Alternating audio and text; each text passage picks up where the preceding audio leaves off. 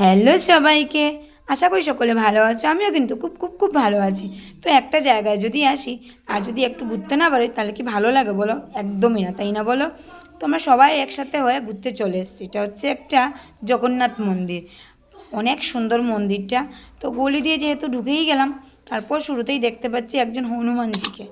হনুমানজির একটা মূর্তি রাখা আছে এখানে। তো দেখে আমার তো বেশ ভালো লাগছে।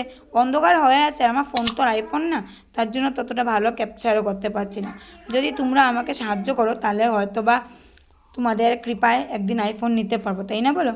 তো যাই হোক, দেখতে থাকো, আশা করি সকলের খুব খুব খুব ভালো লাগবে। এই যে জগন্নাথ মন্দিরে চলে এসেছি, মাঝখানে রাস্তাটা অনেকটাই লম্বা ছিল, সেটা আর আমি তুলে ধরিনি, কারণ বুঝতেই পারছো 3 মিনিট উপরে কোনো ভিডিওই দিতে পারবো না তার জন্য। তো কেমন লাগছে তোমাদের অবশ্যই জানাবে কিন্তু আমাকে। এই মন্দিরটা বিশাল সুন্দর, একদম তোমার পুরীর জগন্নাথ মন্দিরে আদলেই বানানো হয়েছে। দেখে বেশ ভালোই লাগছে, আমার তো বেশ ভালো লেগেছে, আর তোমাদের তো আমি ভাবছি অনেকটাই ভালো লাগবে। তো যাই হোক, পুরী গিয়ে তো দেখাতে পারবো কিনা সে তো আমি জানি না, কিন্তু এখানকার যোরহাটের যে জগন্নাথ মন্দিরটা সেটাই তোমাদের সাথে আমি শেয়ার করছি। হ্যাঁ, বলে রাখি, শুরু থেকে শেষ অবধি দেখতে থাকবে, কিন্তু কোথাও স্কিপ করা চলবে না। লাইক কমেন্ট তো করবেই, সবাইকে দেখার সুযোগ করে দেবে শেয়ার করে, কেমন?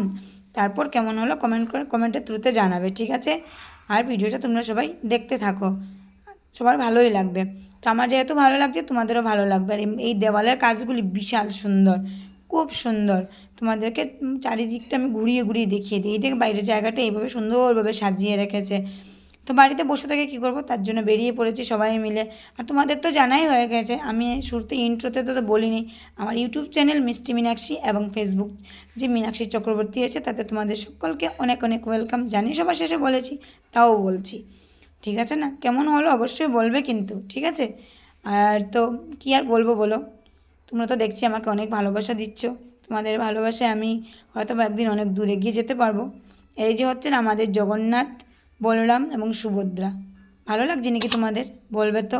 একটু তেড়া বাঁকা হয়ে গেছে, বুঝতেই পারছো, কারণ এত সুন্দর জিনিস দেখে আমি নিজের নিজের যে মনের যে আবেগটা সেটা ধরে রাখতে পারিনি, তার জন্য উল্টিয়ে পাল্টিয়ে ভিডিও করে নিয়েছি।